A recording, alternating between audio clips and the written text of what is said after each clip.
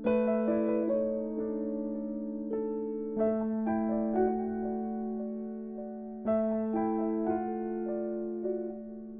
I first learned about the microbiome, I just was intrigued by the idea that there is an indistinguishability between you as a human, so to speak, and your microbiome. And I became intrigued by the idea of learning to think humans from the perspective of that indistinguishability.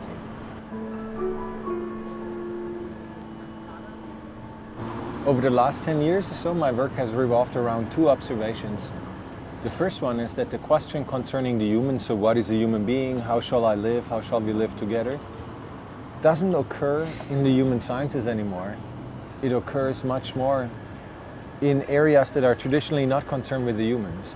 Let's say in climate change, humans become a kind of geochemical force, and this can be talked about in an idiom or in a language that was developed to describe non-human things in such a way that humans are talked about without ever being mentioned, so to speak.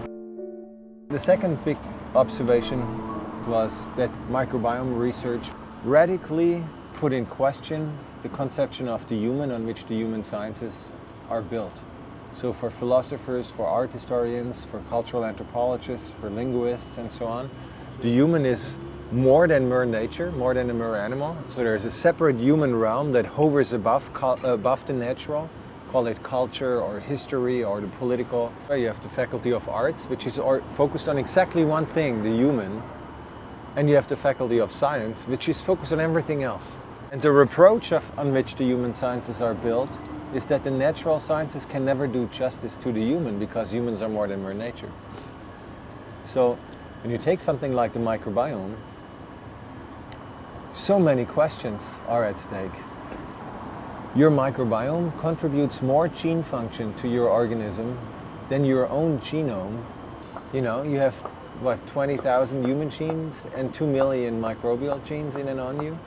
90% of the serotonin in your brain is produced by bacteria in your gut.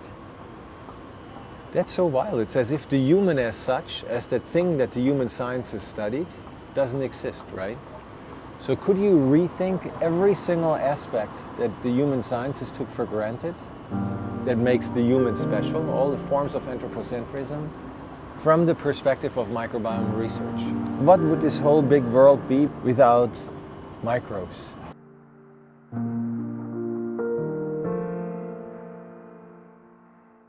The way I learned to think about myself from a microbiome perspective is that I'm inseparably interwoven with the living world. When I was brought up in the 70s, I was an organism that needed to be fed, that needed to drink in order to be, to grow and to function well.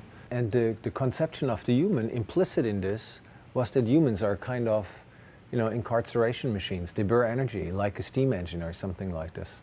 And what then was discovered with the microbiome is that the vast masses of metabolites, so little molecules that bacteria produce when they eat, diffuse in our bloodstream and regulate our genes. So food is a regulator of your bacterial metabolism, and your bacterial metabolism is you, which is really an ontological statement. I recently gave a talk on this, and a woman raised her hand and said, "You know Heidegger?" I said, yeah, he's actually, I'm German, I'm from the south, his village is next to mine, I already feel like I understand him through the landscape. And she said, well, then you know the distinction between sein or being and beingness or seinness. And I said, yeah, I'm familiar with this. And she's like, but how can you embrace the microbiome? It's a corruption of being, it's a corruption of the human, it's beingness, don't you understand? A completely different way is to say, so the concept of the human, which you human sciences take for granted, it was developed between the 1630s and the 1830s, in principle after Kant and Herder or after Durkheim. Nothing really new was added to the vocabulary of the human sciences. And the idea that this would be true once and for all times, is kind of silly. So if you see that one could invent the human as this, universal abstract figure that is everywhere at every time and every place the same, then you need microbiologists and human sciences together, because the microbiologists really care about microbes, not about the philosophical content of their work. A few decades ago, everyone just thought of microbes as a bad thing. We didn't really think about the good microbes. So it was always thought that a more sterile environment is always better. But now we know that's definitely not true. So when babies are born in a hospital and they're in an intensive care unit or the NICU, they tend to get colonized by the microbes that are in the hospital. And because the hospital is such a strongly sterilized environment, those microbes tend to be the strongest, toughest, most resistant ones. People are actually starting to think that it might be better if, we open the windows in the hospital, let some of the environmental microbes come in. The idea that there might be some rare bacteria that you need in tiny numbers that we don't know about, but that we are about to lose and never discover again, is a fear that you couldn't have 20 years ago, but that some people now have. So Martin Blaser, chair of the Department of Medicine at NYU, collects stool samples and build a biobank for bacteria that we actually might need as humans and that otherwise might be lost.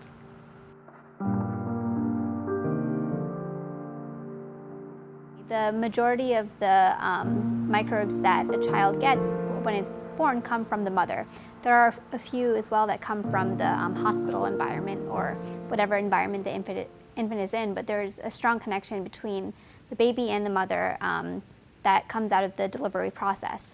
When they're born vaginally, they tend to get more of the mother's vaginal microbiome, and when they're born through C-section, their microbiome tends to look closer to the mother's skin microbiome.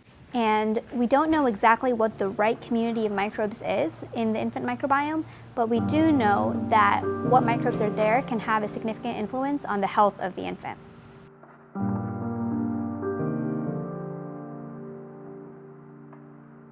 We have been all learning that the genome, our nuclear human genome, is it.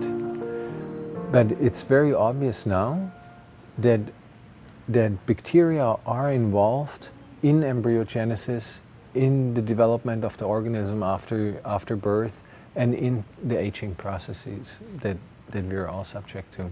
And they're everywhere. You all want your water to be pure, but water isn't pure. And you suddenly recognize that if water is a living thing and you drink it, that's almost scary.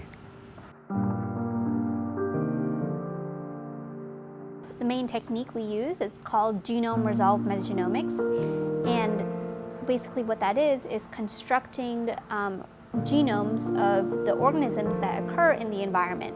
So for example, take E. coli, which is a common bacteria. In one sample, we might be able to find 2 different E. coli genomes because there were 2 strains of E. coli in that sample. So just like you and I are both humans, we still have 2 separate genomes, even though they're very similar for the most part.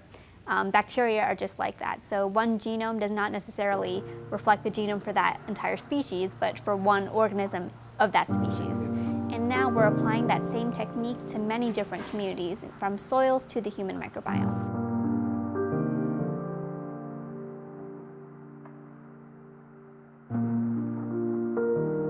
For a microbe, a newborn is soil. Is one of the places where microbes live, right?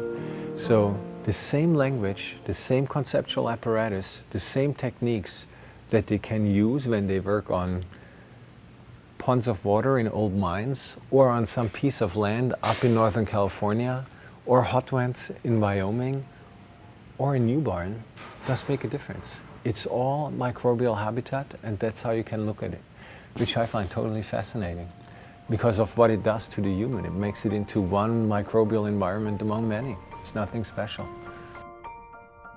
We are not the meta-organism. If we take just us as the human element of a meta-organism, then we are part of a meta-organism on which we are contingent, but that exceeds us dramatically. If you now go back to history and philosophy and literature, then you can say, well, the one place where the concept of the individual was invented is the novel, is the emergence of the novel as a field. Where is this happening today? Where are the arts involved in rethinking what the human is in this moment of microbiome change? We need to populate these fields with human sciences people and artists